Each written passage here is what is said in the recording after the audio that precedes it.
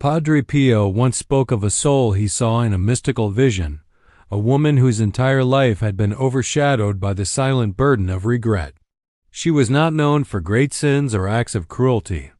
Instead, her suffering came from the things she did not do, the kindness she withheld, the words she never said, the opportunities she allowed to slip away.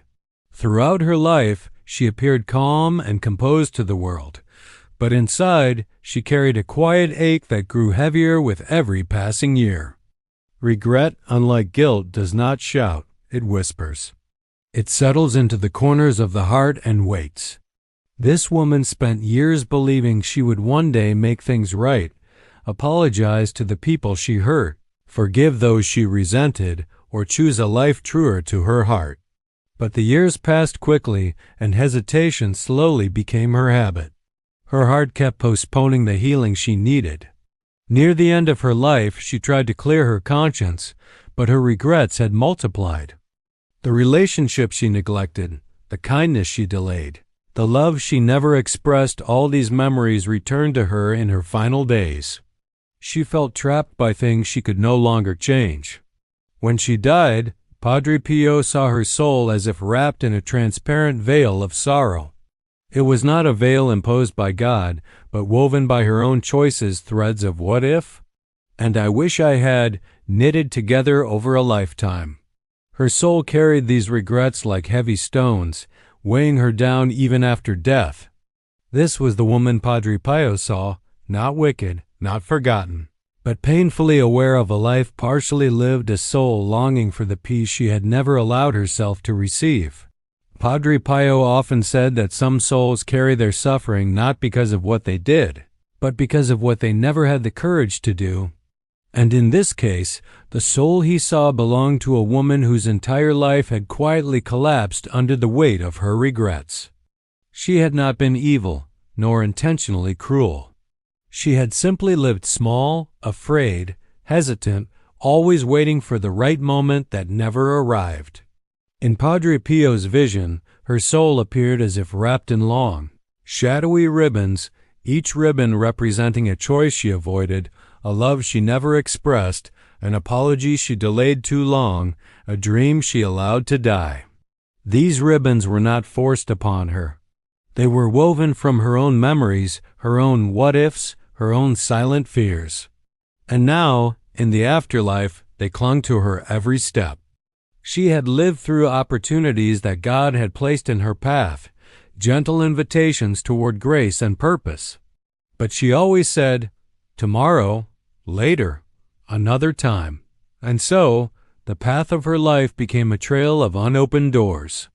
Padre Pio described her sorrow as a quiet kind of torment. Not fire, not punishment, but an overwhelming awareness of what could have been, a clarity she never had while alive. In life, distractions shield us. Pride shields us. Fear shields us. But in the next world, nothing shields us from truth. The woman longed to return, to choose differently, to speak words left unspoken. But purgatory allowed no return, only transformation.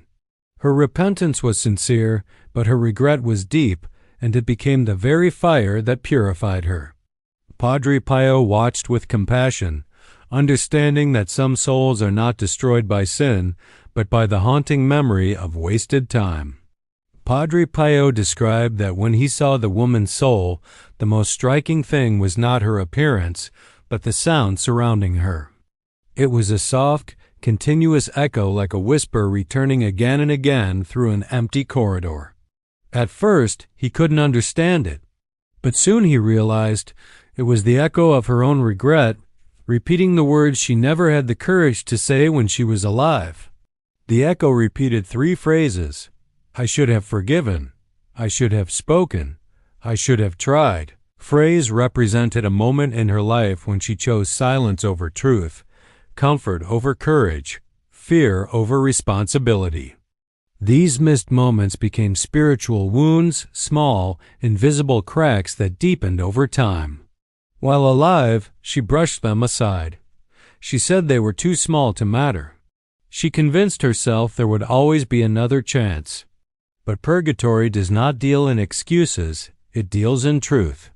Padre Pio said the soul was surrounded not by flames, but by luminous shadows, images of the people she had hurt unintentionally. A daughter she never encouraged, a sister she stopped speaking to, a friend she abandoned in a moment of weakness.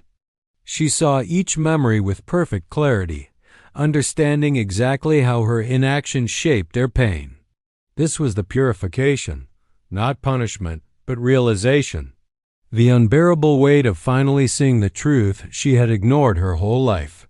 And yet, even in this sorrow, there was hope. Because every time the echo returned, every time she whispered, "I should have," a small light flickered within her soul. That flicker was grace, gently pushing her toward healing. Padre Pio said the woman was not trapped forever. Her regret was slowly burning away, making room for the forgiveness she denied herself in life. Padre Pio explained that the woman's purgatory was not a place of physical torment, but a journey through her own memories, especially the ones she avoided during her lifetime. These were the memories she buried under routine, distraction, pride, and busyness. But in the spiritual realm, nothing stays buried. Everything rises to the surface, purified by light. In life, she had convinced herself that forgetting was the same as healing. When a relationship broke, she simply pushed the pain away. When she made a mistake, she pretended it wasn't her fault. When she disappointed someone, she forced herself not to think about it. This avoidance became her shield, a way to protect her fragile heart. But after death, her soul could no longer hide. Divine grace pulled away the veil she had placed over her conscience, one layer at a time. Padre Pio described how each memory she revisited appeared with perfect detail. Every emotion, every consequence, every missed chance for kindness. She didn't only see her choices. She felt how those choices shaped the lives of others. A harsh word she spoke years ago still lived in someone's heart. A broken promise still caused pain. A moment of selfishness still echoed in another person's story. This was not meant to crush her. It was meant to free her. Each painful memory became a step upward. With every truth she accepted, her soul grew lighter. With every moment she acknowledged without excuses, her regrets softened. Through this cleansing, her heart slowly aligned itself with God's mercy. Padre Pio said that purgatory's greatest gift is perfect honesty, because only by facing the truth can a soul break free from the weight of its own past. By the end of her journey, she would be purified enough to enter heaven transformed, healed, and finally at peace. Padre Pio said that the most beautiful moment in this woman's purgatory came when her deepest regret finally loosened its grip on her soul. It was the moment she stopped resisting, the moment she let truth, not shame, define her. In that instant, her suffering changed shape. It no longer felt like punishment. It felt like liberation. Her final regret was something she had carried silently throughout her entire life. A relationship she ruined through pride, a person she loved but never apologized to, a wound she refused to acknowledge even though it haunted her. She had spent years pretending she was fine, but the memory lived like a shadow behind every decision she made. In purgatory, she finally saw it without distortion. The moment she accepted her fault with humility, something extraordinary happened. The memory that once felt like a chain around her heart became a doorway. Divine light filled the space that regret once occupied, and her soul felt lighter than ever before. Padre Pio described it as the moment when the soul steps out of itself and into God's mercy. This release was the purification's climax, the point where regret no longer hurt but healed.